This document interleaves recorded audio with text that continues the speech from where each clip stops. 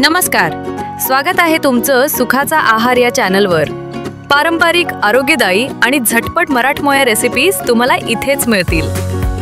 आज आपण बनवणार आहोत खमंग आणि मऊसर ज्वारीची भाकरी। चला तर मग सुरुवात करूया। भाकरी करण्यासाठी लागणारी सामग्री जाणून घेऊया। 1 वाटी ज्वारीचे पीठ, अर्धा चमचा मीठ, 1 ग्लास पाणी। सर्वात आधी गॅस चालू करून तवा गरम करायला ठेवा आणि आता एका प्लेटमध्ये ज्वारीचे पीठ आणि थोडं मीठ टाकून घ्या आणि नंतर थोडे थोडे पाणी टाकून चांगलं मळून घ्या। पीठ जोपर्यंत एकजीव होत नाही तोपर्यंत मळून घ्या। पीठ मळून झाले की ताटामध्ये कोरडे पीठ घ्या आणि मळलेल्या पिठाचा गोळा करून घ्या आणि हलक्या हलक्या हाताने थापायला सुरुवात करा। भाकरी थापून झाल्यावर गरम झालेल्या तव्यावर टाका। भाकरीच्या वरच्या भागावरती पाणी लावून घ्या आणि नंतर भाकरी पलटून घ्या आणि दोन्ही बाजूनी चांगली शेकू द्या। तुम्ही बघू शकता भाकरी चांगल्या प्रकारे फुगलेली आहे।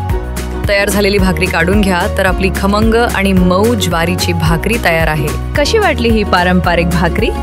जर आवडली असेल तर तुमच्या मित्रांशी शेअर करा आणि सुखाचा आहार या आपल्या चॅनलला लगेच सबस्क्राइब करा। नवीन आणि पारंपरिक रेसिपींसाठी पुन्हा भेटूच। धन्यवाद।